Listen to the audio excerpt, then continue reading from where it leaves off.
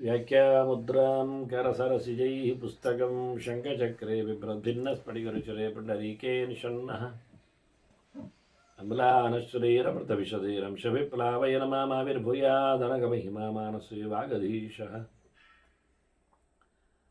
ನಮಸ್ತೆ ಪ್ರಾಣೇಶ ಪ್ರಣತವಿಭವಾಯ ನಿಮಗಃ ನಮಸ್ವಾಮಿನ್ನ ರಾಮಪ್ರಿಯತಮನವನ್ ಗುರುಗುಣ ನಮಸ್ತುಭ್ಯಂ ಭೀಮಪ್ರಬಲತಮ ಕೃಷ್ಣೇಷ್ಟ ಭಗವನ್ ನಮ ಶ್ರೀಮನ್ಮಧ್ವ ಪ್ರದಿಶ ಸುದೃಶನ್ನೋ ಜಯ ಜಯ ಶ್ರೀ ಗುರುಭ್ಯೋ ನಮಃ.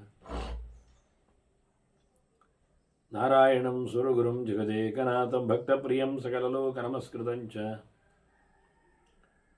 ತ್ರೈಗುಣ್ಯವರ್ಜಿತಮಜಂ ವಿಭುಮಾದ್ಯಮೀಶಂ ವಂದೇ ಭವಗ್ರಂ ಅಮರಾಸುರಸಿದ್ಧವಂದ್ಯಂ ನಾರಾಯಣಂ ನಮಸ್ಕೃತ್ಯ ನರಂ ಚೈವ ನರೋತ್ತಮಂ ದೇವೀಂ ಸರಸ್ವತೀಂ ವ್ಯಾಸಂ ತತೋ ಜಯಮುದೀರೇ. ವೇದವ್ಯಾಸುರ ಮಹಾಭಾರತದ ಚಿಂತಕರಿಗೆ ವಂದನೆಗಳು. ಶಾಂತಿ ಪರ್ವದ 440ನೆಯ ಪ್ರವಚನ. ಯೋಗಿಗಳ ಬಗ್ಗೆ ಪರಿಚಯಿಸಿಕೊಟ್ಟ ಭೀಷ್ಮರು ಸ್ವಲ್ಪ ವಿಸ್ತಾರವಾಗಿಯೇ ಸಾಂಖ್ಯರ ಬಗ್ಗೆ ಹೇಳುತ್ತಾರೆ. ಹಾಗಾಗಿಯೇ ಸಾಂಖ್ಯರ ಮತ್ತು ಯೋಗಿಗಳ ಮೋಕ್ಷದಲ್ಲಿ ಪ್ರತ್ಯೇಕತೆ ಇದೆ. ಅಂದರೆ ವಿಶೇಷವಾಗಿ ಆನಂದದ ಹೆಚ್ಚು ಕಡಿಮೆ. ಯೋಗಿಗಳು ಬೇಗನೆ ಸಾಧನೆಯನ್ನು ಮುಗಿಸಿದವರು, ಶಾರ್ಟ್ ಕಟ್ ಇದ್ದಾಗೆ, ಸ್ವಲ್ಪ ಕ್ಲಿಷ್ಟ ಆದರು. ಸಾಂಖ್ಯರು ಬಹಳ ತಡವಾಗಿ ಸಾಧನೆಯನ್ನು ನಡೆಸುವವರು, ಸ್ವಲ್ಪ ಸುಲಭವಾಗಿ. ಆದರೆ ಯೋಗಿಗಳಿಗೂ ಜ್ಞಾನ ಬೇಕೆ, ಸಾಂಖ್ಯರಿಗೂ ಧ್ಯಾನ ಬೇಕೆ.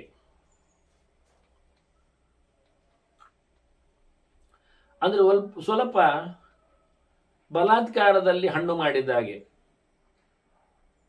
ಹಣ್ಣುಗಳನ್ನು ಪಕ್ವಗೊಳಿಸಿದ ಹಾಗೆ ಯೋಗ ಅಂದರೆ ಕೃತಕವಾದಂಥ ಒಂದು ರೀತಿಯ ಮಾಗಿಸುವ ಕತೆ. ಸಾಂಖ್ಯರ ಕತೆ ಅಂದರೆ ಸಹಜವಾಗಿ ಪ್ರಾಕೃತಿಕವಾಗಿಯೇ ಹಣ್ಣಾಗುವುದು. ಸಹಜವಾಗಿ ಹಣ್ಣಾದಾಗ ಹಣ್ಣಿನಲ್ಲಿ ರುಚಿ ಜಾಸ್ತಿ, ಅದುವೇ ಹಣ್ಣುವೇ. ಅದರ ಬಣ್ಣವು ಬೆಳಗು ಬೇರೆ. ನಾವು ಕೃತ್ರಿಮವಾಗಿ ಅದನ್ನು ಹಣ್ಣುಗೊಳಿಸಿದರೆ ರುಚಿ ಇರುತ್ತೆ, ಅದರ ಮಾದಕತನವೇ ಬೇರೆ ಇರ್ತದೆ. ಹೀಗೆ ಕಾಲಪಕ್ವ ಮತ್ತು ಬಲಾತ್ಕಾರದ ಪಕ್ವತೆಯಲ್ಲಿ ವ್ಯತ್ಯಾಸ ಇರುವಂಥದ್ದು. ಅದರಂತೆ ಸಾಂಖ್ಯ ಮತ್ತು ಯೋಗದ ಸಾಧನೆಯ ಬಗೆಗಳು. ಹಾಗಾಗಿ ಸಾಂಖ್ಯದ ಬಗ್ಗೆ ಮಾತಾಡುವಾಗ ಬಹಳ ವಿಸ್ತಾರವಾದ ಚಿಂತನೆಗಳು. ಯಾಕೆ ಅಲ್ಲಿ ಅರಿವೇ ಪ್ರಧಾನವಾಗಿದೆ. ಎಷ್ಟರ ಮಟ್ಟಿಗೆ ಅರಿವಿನ ಮೊತ್ತ ಸೇರಿರ್ತದೆ ಎನ್ನುವುದೊಂದು ಸ್ವಲ್ಪ ಕೇಳುವಂತಾಯ್ತಲ್ಲ.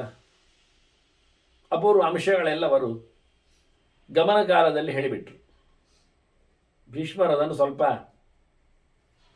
ಸೂಕ್ಷ್ಮವನ್ನೇ, ರಹಸ್ಯವನ್ನೇ ಸ್ವಲ್ಪ ತೇಲಿಸಿ ಹೇಳಿದ್ದಾನೆ. ಮತ್ತೆ ಅದು ಕ್ರಮ ಹೇಳುವ ರೀತಿ ಅಂದರೆ ಹಾಗೆ. ಅವರೇ ಹಾಗಂದಿರುವಾಗ ನಾನು ಅದನ್ನು ಮತ್ತೆ ಸ್ಪಷ್ಟಪಡಿಸುವುದೇಕೆ, ಅಲ್ಲವೇನು? ಹೀಗಾಗಿ ಅವರು ಹೇಳುತ್ತಾರೆ, ತರಂತಿ ಮುನಯಃ ಸಿದ್ಧಾಃ ಜ್ಞಾನಯೋಗೇನ ಜ್ಞಾನಯಾನೇನ ಭಾರತ. ಜ್ಞಾನ ಎನ್ನುವುದೇ ಒಂದು ವಾಹನ, ದೋಣಿ. ಅದರಿಂದ ಅವರು ದಾಟ್ತಾರೆ. ಯಾರು? ಮುನಿಗಳು. ಓಂಕಾರೋ ವಿದಿತೋ ಏನಂದಾಗೆ ಪ್ರಣವದಲ್ಲಿ ಎಲ್ಲ ಶಾಸ್ತ್ರಗಳ ಮೆರುಗನ್ನು ಕಂಡವರು, ಅನುಸಂಧಾನಕ್ಕೆ ನೆಲೆಗೊಂಡವರು, ಕೇವಲ ಪ್ರಣವಾಭ್ಯಾಸ ಮಾಡಿದವರಲ್ಲ, ಪ್ರಣವದ ಹೆಮ್ಮರವನ್ನು ಅರಗಿಸಿಕೊಂಡವರು. ಪ್ರಣವಾರ್ಥ ವ್ಯಾಹೃತಯ ವ್ಯಾಹೃತ್ಯರ್ಥ ಋಗಾದಯ ಅಂತ ಹೇಳಿದಾಗ, ಇತಿಹಾಸ ಪುರಾಣಂಚ ಅಂತ ಹೇಳಿದಾಗೆ ಎಲ್ಲ ಶಾಸ್ತ್ರಗಳ ಕೇವಲ ಬೀಜವನ್ನು ಮಾತ್ರವೇ ಪ್ರಾಣಾಯಾಮದಲ್ಲಿ ಉಪಯೋಗಿಸಿಕೊಳ್ಳದೆ ತಮ್ಮ ಬದುಕಿನಲ್ಲಿ ಹೆಮ್ಮರವಾದ ಶಾಸ್ತ್ರ ಪ್ರಪಂಚವನ್ನೇ ಹತ್ತಿದವರು, ಅರಗಿಸಿಕೊಂಡವರು. ಹೀಗಾಗಿ ಮುನಯಃ ಸಿದ್ಧಾಹ, ಸಿದ್ಧಿಯನ್ನು ಪಡೆದವರವರು ತತ್ರತಾನ್ನು ಸುಹೃದೀನ್ ಸಾಂಖ್ಯಾನ್ನು ಸೂರ್ಯ ವಹತಿ ರಶ್ಮಿಭಿ. ಹಾಗೆ ಬಂದ ಸಾಂಖ್ಯರನ್ನು ಮುಕ್ತರನ್ನು, ಯೋಗ್ಯರನ್ನು ಸೂರ್ಯ ಹೊತ್ಕೊಂಡು ಹೋಗ್ತಾನೆ, ನಡೆಸಿಕೊಂಡು ಬಿಡ್ತಾನೆ. ಹೇಗೆ ಸೂರ್ಯ ಸಿಗ್ತಾನೆ ಅವನಿಗೆ ಅಂದರೆ, ಅಯ್ಯ ರಶ್ಮಿ ಬಿಗಿ ಕಿರಣಗಳಿಂದ. ಅವರು ಬಹಳ ಅದ್ದೂರಿಯಾದ ಕಿರಣಗಳು. ಪದ್ಮತಂತುವತು ಅಂತಾರೆ. ಪದ್ಮದ ಪುಷ್ಪದ ನಡುವೆ ದಂಟಿನಲ್ಲಿ ಸಪೂರವಾದ ನಾಳ ಇರ್ತದೆ, ಮೃಣಾಲಿನಿ ಬಿಸತಂತು. ಅದು ಆನೆಗೆ ಭಾರಿ ಇಷ್ಟ ಅಂತೆ. ಕೊಳಕ್ಕೆ ಇಳಿಯುವುದೇ ದೊಡ್ಡ ಗಮ್ಮತ್ತಿನಲ್ಲಿ ಅದು. ಅದ್ರೂ ಕಮಲ ಪುಷ್ಪವನ್ನು ಎಳೆದು ಹಾಕಿ ದೇಟನ್ನು ಮುರಿದು ಒಳಗಿನ ಸಪೂರ ತೆಳ್ಳಗೆ ನೋಡಿ, ಆನೆ ಹೇಗೆ ಉಂಟು ನೋಡಿ, ಅದು ಚಿಂತನೆ ಮಾಡುವ ಕತೆ ನೋಡಿ. ತೆಳ್ಳಗಿನ ಕಮಲದ ಬಹಳ ಮೃದುವಾದ ಕಡ್ಡಿ ಅಂತಿರುವುದನ್ನು ನುಂಗ್ತದೆ, ತಿಂತದೆ. ತೋರ ದಪ್ಪದವರಿಗೆ ಸಪೂರದವರ ಮೇಲೆ ಕಣ್ಣು, ಸಪೂರ ಲೀನಿದ್ದವರಿಗೆ ದಪ್ಪನೆಯ ದುಂಡಗಿನವರ ಮೇಲೆ ಕಣ್ಣು. ಹಾಗೆ ಕ್ರಮ ಹೇಗಿರುತ್ತೆ ನೋಡಿ ವಿಷಯಗಳು. ಪಶ್ಚಿಮ ದೇಶದಲ್ಲಿ ಹುಟ್ಟಿ ಬೆಳೆದವರಿಗೆ ನಮ್ಮ ಊರು ಇಷ್ಟ, ನಮ್ಮಲ್ಲಿ ಹುಟ್ಟಿ ಬಂದವರಿಗೆ ಅಲ್ಲಿನ ಸಂಸ್ಕೃತಿ ಭಾರಿ ಗಮ್ಮತ್ತು. ಮತ್ತು ಹೇಳುವುದು ಒಂದು ಮಾತ್ರ ಸತ್ಯ ವಿಷಯ, ನಮಗೇನು ಹೊರಗೆ ಬರಬೇಕು ಹೆಣ್ಮಕ್ಕಳಿಗೆ ಅಂತೇನು ಹೇಳಲಿಲ್ಲ. ಶಾಸ್ತ್ರವೇನು ಹಿಂದೂ ಮಕ್ಕಳಿಗೆ ದುಡಿಬೇಕು, ಹೆಣ್ಮಕ್ಕಳಿಗೆ ಊರು ಸುತ್ತಬೇಕು ಹೇಳುವುದಿಲ್ಲ. ಅನಿವಾರ್ಯದೆಡೆಗೆ ಯಾವತ್ತೂ ಅದನ್ನು ಬಾಗಿಲು ಮುಚ್ಚುವುದಿಲ್ಲ. ಹಾಗಾಗಿ ಪಿತಾ ರಕ್ಷತಿ ಗೋಮಾರೆ ಭರ್ತಾ ರಕ್ಷತಿ ಯೌವನೆ ರಕ್ಷಂತಿ ಸ್ಥಾವಿರೇ ಪುತ್ರ ಅಂತ ಹೇಳಿಕೊಂಡು ಹೆಣ್ಣನ್ನು ಯಾವ ಕಾಲದಲ್ಲಿ ಬೀದಿ ಪಾಲು ಮಾಡಬೇಡಿ ಅಂತ ಅಡ್ರೆಸ್ ಮಾಡಿದೆ, ಸಂದೇಶ ಕೊಟ್ಟಿದೆ ಗಂಡು ಸಮಾಜಕ್ಕೆ. ಬೋಳು ಹಣೆಯಲ್ಲಿ ಅವರು ಯಾವತ್ತಿರುವಂತಿಲ್ಲ. ಯಾರು ತಿಲಕವನ್ನು ಹಾಕಿಕೊಂಡೇ ದೇವರ ಗಂಧವನ್ನು ಪಾದಮೃತ್ತನ್ನು ಹೊತ್ತುಕೊಳ್ಳುವಂತೆ ಹೇಳಿದ್ದಾರೆ. ಅಗ್ನ್ಯಾರಾಧನೆ ಮಾಡಿದ ನಂತರ ಭಸ್ಮಧಾರಣೆ ಇವೆಲ್ಲ ಸಹಜ. ಹಾಗೆ ನಿರ್ಮಾಲ್ಯವನ್ನು ಹೊತ್ತುಕೊಳ್ಳುವಂಥದ್ದು, ಪುಷ್ಪ ಮುಡಿಯುವಂಥದ್ದು, ಮಾಲೆಯನ್ನು ಧಾರಣೆ ಮಾಡುವಂಥದ್ದು, ತುಳಸಿ ಮಾಣಿ ಮಾಲೆ ಆಗಲಿ ಯಾವುದಾಗಲಿ ಆಭರಣಗಳನ್ನು ಹೊತ್ತುಕೊಳ್ಳುವಂಥದ್ದು. ಯಾವತ್ತು ಬೋಳು ಮೈಯನ್ನು ಬೋಳು ತಲೆಯನ್ನು ಹೇಳುವುದೇ ಇಲ್ಲ. ಇವತ್ತು ನಾವು ಪಾಶ್ಚಾತ್ಯರ ಅನುಕರಣೆಯಲ್ಲಿ ಹಣೆಯೂ ಬೋಳು, ಕೈಕಾಲುಗಳು ಬೋಳು, ಎಲ್ಲರದ್ದು. ಕೂದಲು ಇಲ್ಲ ಕೆಲವೊಮ್ಮೆ, ಬಟ್ಟೆಯೂ ಇಲ್ಲ ಕೈಕಾಲುಗಳಲ್ಲಿ ಕೆಲವೊಮ್ಮೆ. ಇದರಿಂದಾಗಿ ಬೀದಿಯಲ್ಲಿ ಅಲೆದಾಡುವ ಈ ಹೆಣ್ಣು ಸಂತಾನಕ್ಕೆ ರಕ್ಷಣೆಯಲ್ಲಿಂದ. ಇನ್ನೊಬ್ಬರು ಹೊತ್ಕೊಂಡು ಹೋದ ಒಂದು ಬೊಬ್ಬೆ ಹೊಡೆದ್ರೆ ಹೊತ್ಕೊಂಡು ಹೋಗುವುದು ಸಮ ಅಂತ ಹೇಳಿದ್ದಲ್ಲ, ಹೊತ್ಕೊಂಡು ಹೋಗುವುದು ತಪ್ಪೆ, ಅದು ಸಂಸ್ಕೃತಿ ಅಲ್ಲ, ಅದು ಯಾವ ಸಂಸ್ಕೃತಿಯಲ್ಲಿ ಇಲ್ಲ. ಈಗ ಹೆಣ್ಣುಮಕ್ಕಳನ್ನು ಗೋಳಾಡಿಸುವ, ಅವರನ್ನು ಹೊತ್ತೊಯ್ಯುವ ಸಂಸ್ಕೃತಿಯ ಲೋಕದಲ್ಲಿ ಇಲ್ಲ ಅಲ್ಲ. ಅಂಥದ್ದೊಂದು ಧರ್ಮ ಉಂಟು ಹೇಳಿದದು ಧರ್ಮ ಅಲ್ಲ, ಅದು ಅಧರ್ಮ. ಲಿವ್ ಆ್ಯಂಡ್ ಲೆಟ್ ಲಿವ್ ಎನ್ನುವುದು ಸಾರ್ವಕಾಲಿಕವಾದ ಸಾರ್ವಮೌಲಿಕವಾದ ಧರ್ಮ. ಅದು ನಿಮ್ಮ ಧರ್ಮವನ್ನು ಒಪ್ಪುವುದಿಲ್ಲ ಅಂದಾಗ ನಿಮ್ಮ ತಲೆ ಕಡಿಬೇಕೆನ್ನುವುದು ಧರ್ಮ ಅಲ್ಲ. ಅದು ಪ್ರತಿಯೊಬ್ಬರು ಮಾಡಿಕೊಂಡ ಲೋಕದಲ್ಲಿ ಹೇಗಿರ್ತದೆ? ಆಗೋದಿಲ್ಲ. ಅದರಿಂದ ಅಹಿಂಸೆ ಎನ್ನುವುದು ಧರ್ಮ, ಹಿಂಸೆ ಧರ್ಮ ಅಲ್ಲ ಎನ್ನುವುದು ಸತ್ಯವೇ. ಹೀಗಿದ್ದಾಗ ಬಡಿಬೇಕು ಅಂತೇನು ಹೇಳುವುದಿಲ್ಲ, ಆಕ್ಷೇಪಿಸಬೇಕು ಅಂತ ಅರ್ಥ ಅಲ್ಲ. ಅದರಿಂದ ಹಾನಿಯಾಗ್ತದೆ ಎನ್ನುವುದಂತೂ ಸತ್ಯ ಅಷ್ಟೆ, ಮತ್ತೇನಲ್ಲ. ಯಾವುದೋ ಒಂದು ರೀತಿಯ ಪ್ರವೋಕ್ ಆಗಬಹುದು, ಇನ್ಯಾವುದೋ ಒಂದು ರೀತಿಯಿಂದ ಅದನ್ನು ರೇಗಿಸಿದಂತೆ ಅಥವಾ ತಮಾಷೆ ಮಾಡಿದಂತೆ ಅವಮಾನಿಸಿದಂತೆ ಆಗಬಹುದು. ಮೊದಲಿಂದಲೂ ಎಲ್ಲ ಊರುಗಳಲ್ಲಿ ತುಂಬಿರತಕ್ಕಂಥ ದೇವಾಲಯಗಳಿಗೆ ಪ್ರತಿ ಮನೆಯಿಂದ ಪ್ರತಿಯೊಬ್ಬರು ಬಂದು ಹೋಗುವ ಸಂಪ್ರದಾಯ ಅದು ನಿಂತು ಹೋಯ್ತಲ್ಲ. ಯಾವುದೋ ತೊಂದರೆ ಬಂದಾಗ, ಯಾವುದೋ ಹರಕೆ ಇದ್ದಾಗ, ಯಾವುದೋ ಹಬ್ಬಕ್ಕೆ ನಿಂತಾಗ ಮಾತ್ರವೇ ಭೇಟಿ ಅಂದಾಗ ಧರ್ಮದ ಪ್ರಜ್ಞೆ ಮನೆ ಮಂದಿಯಲ್ಲಿ ನಿತ್ಯ ನೂತನವಾಗಿ ಜಾಗೃತವಾಗಿರುವುದು ಹೇಗೆ ಅಲ್ವ? ಏಳುವುದಕ್ಕೆ ಬ್ರಹ್ಮ ಮುಹೂರ್ತ ಬೇಡ ಅಂತಾದರೆ, ಮಲಗಲಿಕ್ಕೆ ರಾತ್ರಿ ಅಲ್ಲ ಅಂತಾದರೆ, ತಿನ್ನಲಿಕ್ಕೆ ಹೊತ್ತುಗಳ ಗತಿ ಇಲ್ಲ ಅಂತಾದರೆ ಕಥೆ ಏನಿರ್ತದೆ? ರಾಕ್ಷಸ ಪ್ರವೃತ್ತಿ ಆಗದೇ ಹೋಗ್ತದ. ಆದ್ರಿಂದ ಜನಕ್ಕೆ ತನ್ನಲ್ಲಿದ್ದದ್ದು ಚಂದ ಇಲ್ಲ ಅಂತ ಕೃಷ್ಣ ಹೇಳುವ ಗೆರೆ ಅದೇ. ಸ್ವಧರ್ಮೇ ನಿಧನಂ ಶ್ರೇಯ ಪರಧರ್ಮ ಭಯಾವಹ ಅಂತ. ಸ್ವಲ್ಪಮಪ್ಯಸ್ತಿ ಧರ್ಮಸ್ಯ ತ್ರಾಯತೆ ಮಹತೋ ಭಯಾದಂತ ಶ್ರೇಯಾನ್ ಸ್ವಧರ್ಮ ವಿಗುಣ ಪರಧರ್ಮಾತ್ ಸುನಿಷ್ಠಿತಾತ್. ಇನ್ನೊಬ್ಬರ ಕೆಲಸವನ್ನು ಬಹಳ ಚೆನ್ನಾಗಿ ಮಾಡುವುದಕ್ಕಿಂತ ನಿನಗೆ ಹೇಳಿಸಿದ ಕೆಲಸವನ್ನು ಅರೆಬರೆ ಮಾಡಿದರೂ ತೊಂದರೆ ಇಲ್ಲ ಅಂತಾನೆ ದೇವರು. ಯಾರು ಹೋಗ್ತಾರೆ ಇದನ್ನು? ಇದೆಲ್ಲ ಕರ್ಮಸಿದ್ಧಾಂತ. ಹಾಗಾಗಿ ಬಹಳ ಚಂದವಾಗಿ ಪದ್ಮದ ದಂಟಿನ ಒಳಗಿನ ನಾಳದಂತೆ ಕಿರಣಗಳನ್ನು ಸಾಸಿದ ಸೂರ್ಯ ಇವರನ್ನು ಹೊತ್ಕೊಂಡು ಹೋಗ್ತಾನೆ. ಪ್ರಶಸ್ಯ ವಿಷಯಾದ್ರಪ, ಅವರಿಗೆ ಈ ವಿಷಯದ ಸಂತೆಯಿಂದ ಅವರನ್ನು ಬಿಡಿಸಿ ಶುದ್ಧನಾಗಿಸಿಕೊಳ್ಳುತ್ತಾನೆ. ಕಿರಣದಿಂದ ಶುದ್ಧ. ತತ್ರದಾನ್ ಪ್ರವಹೋ ವಾಯು ಪ್ರತಿಗೃಹ್ಣಾತಿ ಭಾರತ ವಿತರಾಗಾನ್ ಯತೀನ್ ಸಿದ್ಧಾನ್ ವೀರಯುಕ್ತಾನ್ ತಪೋಧನಾನ್. ಬಹಳ ಅದ್ಧೂರಿಯಾದಂತಹ ವ್ಯಕ್ತಿ ಆತ. 7ನೇಯವ. ಕಳೆದ ಬಾರಿ ಬಂದಿದೆ ಸಿದ್ಧಾಂತ ಚಿಂತನೆ ಅದರದ್ದು.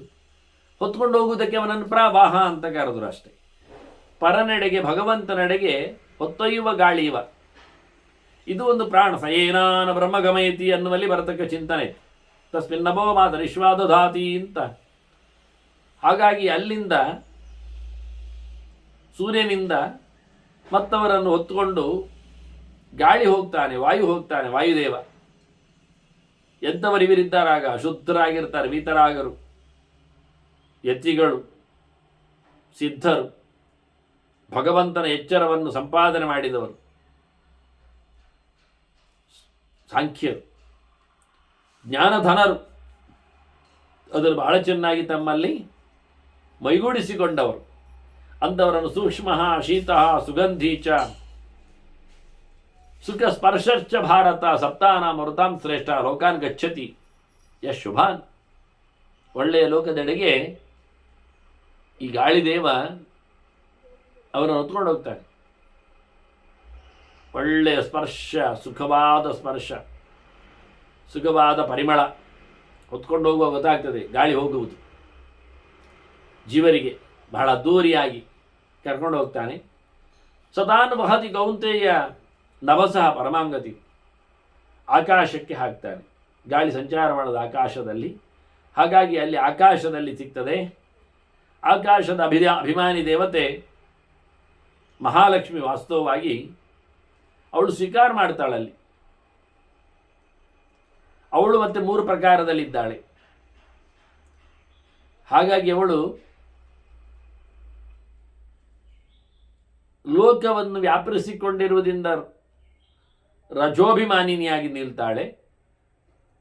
ಅಲ್ಲಿಂದ ಸತ್ವಾಭಿಮಾನಿಯಡೆಗೆ ಅವನನ್ನು ಹೊತ್ಕೊಂಡು ಹೋಗ್ತಾಳೆ.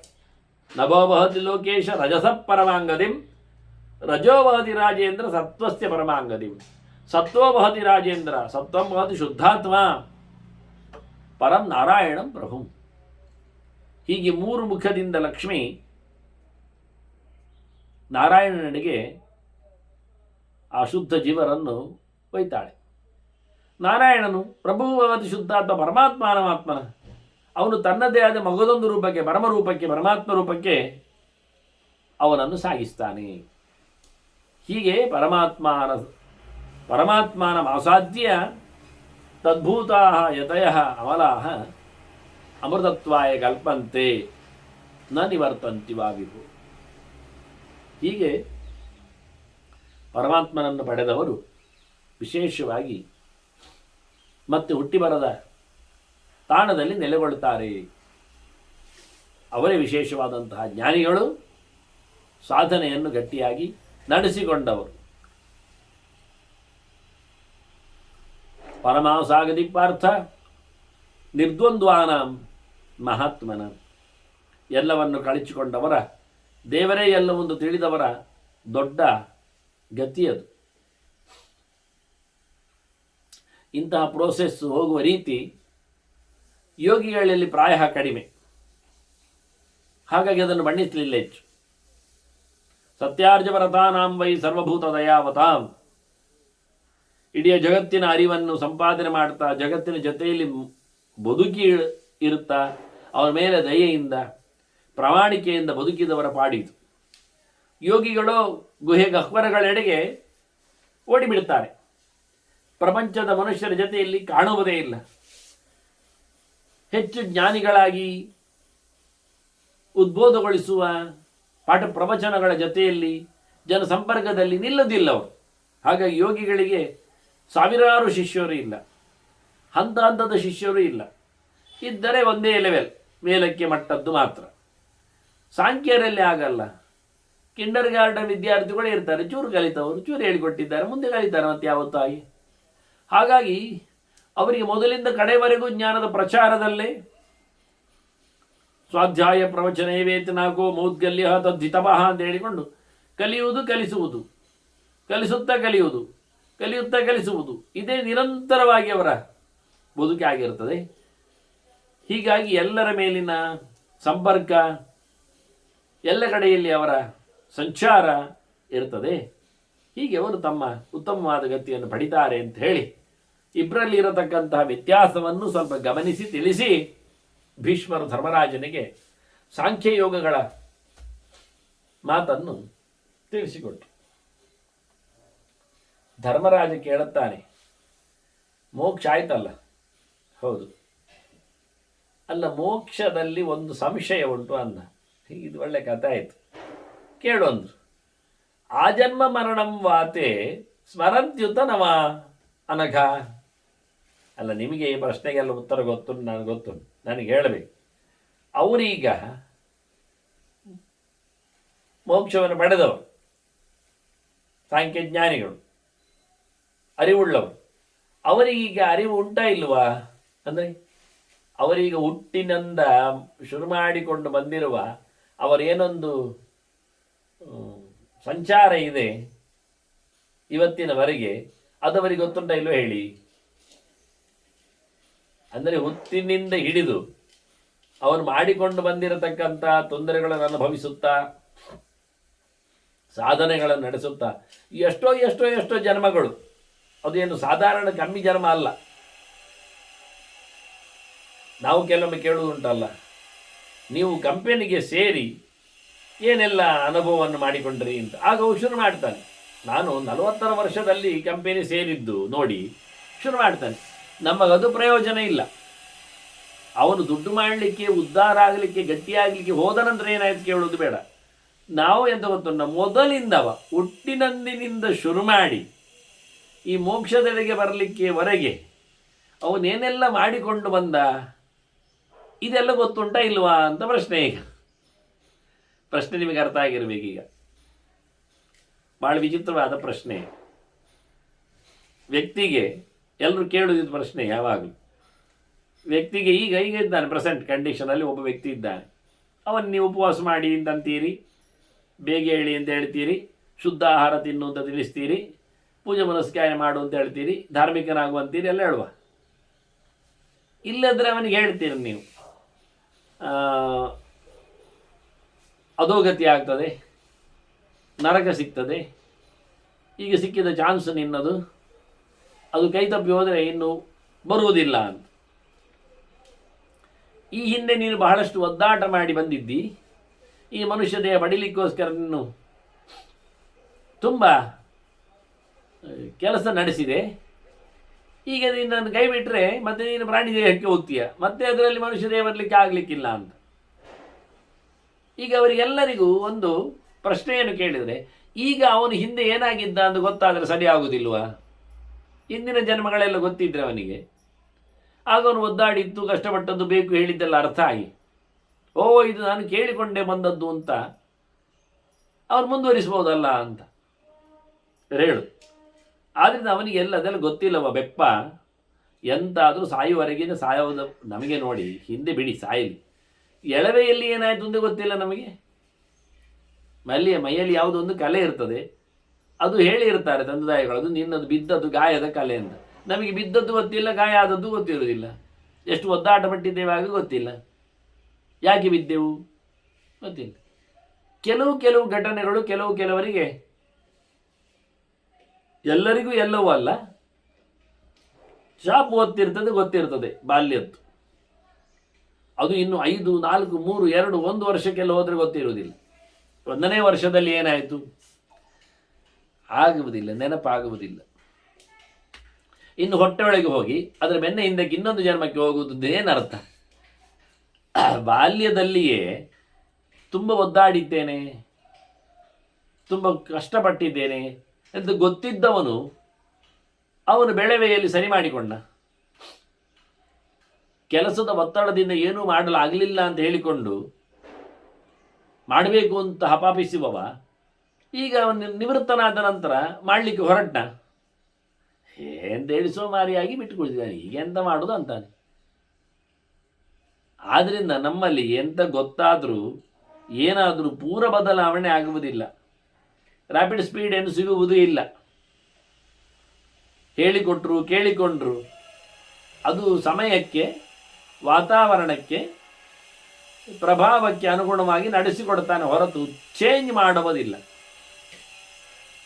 ಶಾಸ್ತ್ರದಲ್ಲಿ ಹೀಗಿದೆ ಅಂತ ಗೊತ್ತಿದ್ರೂ ನಡೆಸಿಕೊಡೋದಿಲ್ಲ. ಹಾಗೆ ಕ್ರಮ ಮನುಷ್ಯನದು. ಆದ್ದರಿಂದ ಬಹಳಷ್ಟು ಜನ್ಮಗಳ ಬಗ್ಗೆ ಗೊತ್ತಾಗಬೇಕು ಅಂತೇನು ನಿರ್ಬಂಧ ಇಲ್ಲ, ಗೊತ್ತಾದರೂ ಏನು ಬಹಳಷ್ಟು ಪರಿಣಾಮ ಇಲ್ಲ.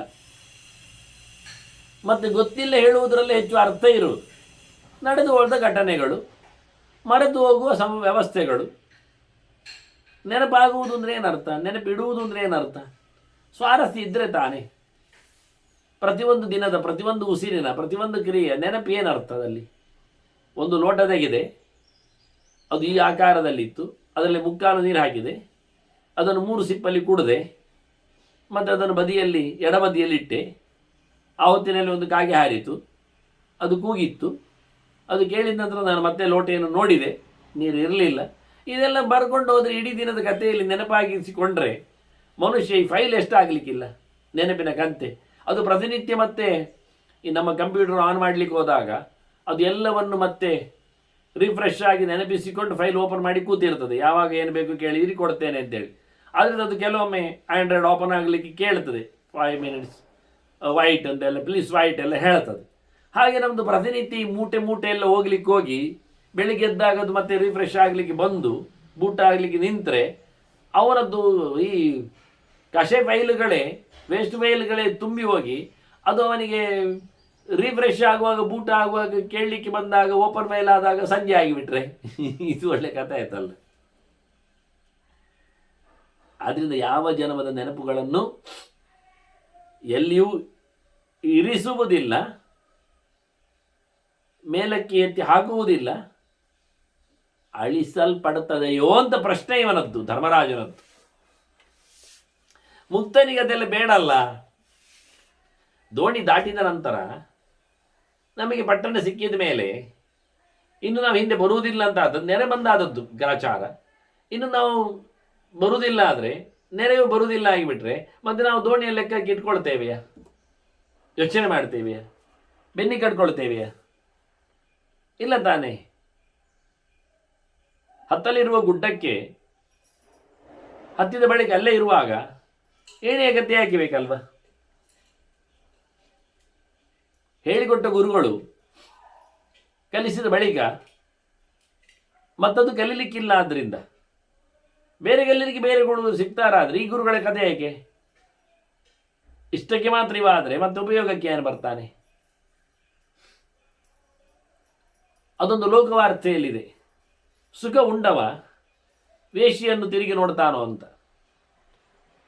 ಸಂಪತ್ತು ಪಡೆದು ಸುಖಿಸಿಕೊಂಡವಳು ವೇಶ್ಯೆ ಜಾರನ್ನು ನೆನೆಯುತ್ತಾಳೆ ಅಂತ ಪ್ರಶ್ನೆ. ಪೌರಹಿತ್ಯ ಮುಗಿಸಿ ದಕ್ಷಿಣೆ ತಗೊಂಡ ನಂತರ ಯಜಮಾನನಿಗೆ ಪುರೋಹಿತ ಎಂಥ ಅಭಿಪ್ರಾಯದಲ್ಲಿ ನೋಡಿಯ? ದಕ್ಷಿಣೆ ಕೊಟ್ಟ ಬಳಿಕ, ಕೆಲಸ ಆದ ಬಳಿಕ ಪುರೋಹಿತ ನನ್ನು ಯಜಮಾನ ಹೇಗೆ ಗಮನಿಸಿಯಾನ್? ಇದೆಲ್ಲ ಪ್ರಶ್ನೆಗಳು. ಮಾತ್ರೆ ತಗೊಂಡು ಹೊರಗೋಗಿ ಬಿಲ್ ಕೊಟ್ಟು ಹೊರಟವ ರೋಗಿ ಡಾಕ್ಟರ್ನ ಎಷ್ಟು ನೆನಪಿಸಿಕೊಳ್ತಾನೆ? ಫೀಸ್ ಪಡೆದ ನಂತರ ಆ ರೋಗಿ ಎಚ್ಚರ ಆದರೂ ಡಾಕ್ಟ್ರಿಗೆ ಇರ್ತದ? ಹಾಗೊಮ್ಮೆ ಮಾಡಿಕೊಂಡ್ರೆ ಡಾಕ್ಟರ್ ಫೈಲಲ್ಲಿ 1 ಕೋಟಿಗಟ್ಟಲೆ ರೋಗಿಗಳು ಇರ್ತಾರೆ, ಅವರ ಸಮಸ್ಯೆಗಳು ಇರ್ತವೆ. ಅದೆಲ್ಲ ಆಗುವುದು ಹೌದಾ ಅಂತ ನಮ್ಮ ಆಗ ಮತ್ತೆ ಮುಗಿದೋಯ್ತು. ಜಡ್ಜುಗಳಿಗೆ ಅದೊಂದು ವಿಷಯ, ಅದೆಲ್ಲ ಭಯಂಕರ ಜೋರು ವಕೀಲರು ಹಿಡಿಸಿ ಹಾಕಿ ಅವನನ್ನು ಬಲಾತ್ಕಾರದಲ್ಲಿ ನ್ಯಾಯಾಧೀಶನಲ್ಲಿ ನ್ಯಾಯವನ್ನು ಬಗ್ಗಿಸುವುದಿದ್ದರೆ ಅಂಥ ನ್ಯಾಯಾಧೀಶ ನೆನಪಿಸಿಕೊಳ್ಳುತ್ತಾನೆ. ಅದರ ಬದಲಿಗೆ ಸ್ವತಂತ್ರವಾಗಿ ಬಹಳ ಚೆನ್ನಾಗಿ ನಿರ್ಭಯನಾಗಿ ನ್ಯಾಯಕ್ಕೆ ಒತ್ತು ಕೊಟ್ಟು ಯಾರು ಜಡ್ಜ್ಮೆಂಟ್ ಕೊಡ್ತಾನೆ ಅವನಿಗೆ ಯಾವ ಕೇಸುಗಳು ನೆನಪಿನಲ್ಲಿ ಇರುವುದಿಲ್ಲ, ಯಾವುದು ಸಂಬಂಧ ಅಲ್ಲ ಅವನಿಗೆ, ಅಂತರ್ಮುಖ. ಹಾಗಾಗಿ ಧರ್ಮರಾಜನ ಪ್ರಶ್ನೆ ಬಹಳ ಚೆನ್ನಾಗಿತ್ತು. ಮುಕ್ತನಿಗೆ ತನ್ನ ಮೊದಲಿಂದ ಕತೆ ಗೊತ್ತುಂಟಾ ಕೇಳಿಬಿಟ್ಟ. ಸಿಕ್ಕಿ ಬೀಳ್ತೀರಿಗೆ ನೀವು.